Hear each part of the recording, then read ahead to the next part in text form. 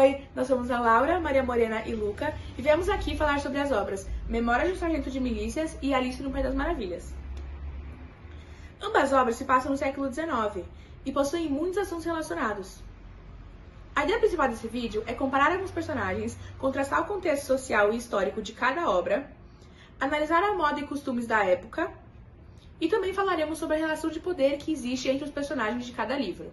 Essas obras foram estudadas pela nossa sala no primeiro semestre do segundo ano do ensino médio e viemos aqui trazer algumas reflexões que fizemos em sala de aula. Podemos começar explicando a moda vitoriana, que tem como elemento principal os detalhes elaborados e a elegância que durou de 1837 a 1901. As características essenciais eram vestidos com camadas, casacos sobrepostos e espartilhos para deixar a saia do vestido maior. Na época, usar uma saia mais larga era símbolo de riqueza. As mulheres eram proibidas de mostrar partes do corpo, por isso usavam blusas com mangas compridas e vestidos com saias longas. Acessórios como chapéu eram bem comuns na era vitoriana, principalmente por cima de penteados como coques. Por outro lado, a moda dos escravos era pensada na funcionalidade e praticidade. Logo, em vez de elegância, as roupas eram feitas de materiais baratos e duradouros, como camisolas de algodão grosso, calças e camisetas básicas, desprovidas de qualquer detalhe, que se contrastavam com as roupas bordadas e bem executadas dos nobres. Além de roupas feitas pensando no trabalho árduo, essa estética também servia como uma recordação contínua de seu status social. Deste modo, a desigualdade social era explicitamente visível por meio do visual dos escravos e nobres. Durante a era vitoriana, o Brasil passou por diversas mudanças e passou a ter costumes e tradições culturais, como carnaval e festa junina. Ao mesmo tempo, os nobres da época queriam se apropriar de costumes vitorianos e europeus, como os bailes.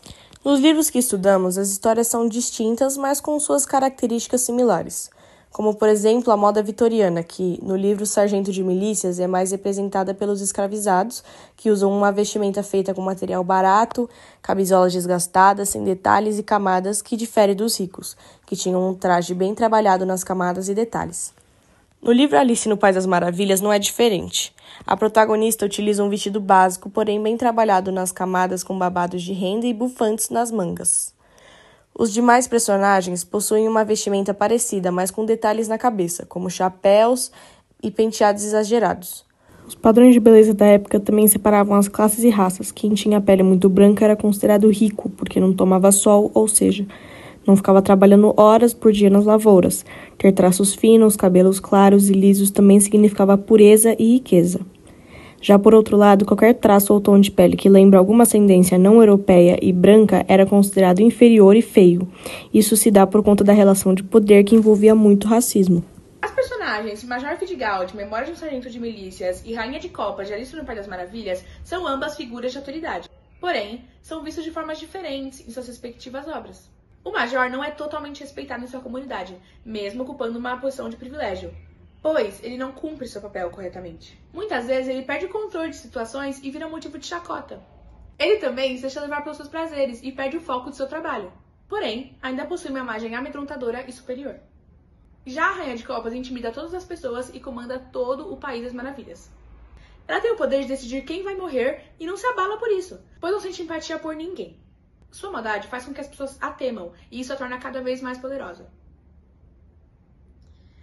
A maior diferença entre eles é que a rainha realmente é maldosa. O Major apenas performa sua maldade na tentativa de intimidar seu povo. Ele até usa seus acessórios na intenção de passar um ar mais nobre, como sua capa, que é longa e esbelta. Já a rainha não sente a necessidade de expressar sua nobreza, pois já é algo natural dela. O que mais representa seu poder é a sua coroa herdada de sua família e seu grande exército ao seu lado. Mesmo com as grandes diferenças entre as personagens, os dois são carrascos, vingativos, agressivos e egoístas. Representam um abuso de poder e são antagonistas em suas histórias, trazendo para o enredo de suas obras uma figura de vilão que atrapalha a jornada dos protagonistas. Ao longo dos textos, acontecem muitos conflitos que mostram suas personalidades desafiadoras, que fazem os leitores desgostarem dos personagens. Além dos personagens apresentarem semelhanças, os livros também têm características semelhantes, principalmente quando se trata sobre hierarquias sociais. Memórias de um Sargento de Milícias se passa no Brasil, de 1808 a 1821, período da escravidão, época que as relações sociais eram muito bem estabelecidas, de forma extremamente separada, bem como O soldado é o soldado, o padre é o padre, o escravizado é o escravizado, o pequeno comerciante é o pequeno comerciante, e por aí vai. A estrutura social rígida determina, em grande medida, o cotidiano e as possibilidades de cada indivíduo. É importante pontuar que as posições sociais não mudam. Então, o escravizado vai para sempre continuar escravizado, não tem chance de ascender na vida, e o nobre vai continuar sendo nobre, ou seja, aquilo vai ser sempre daquela família e eles não vão empobrecer.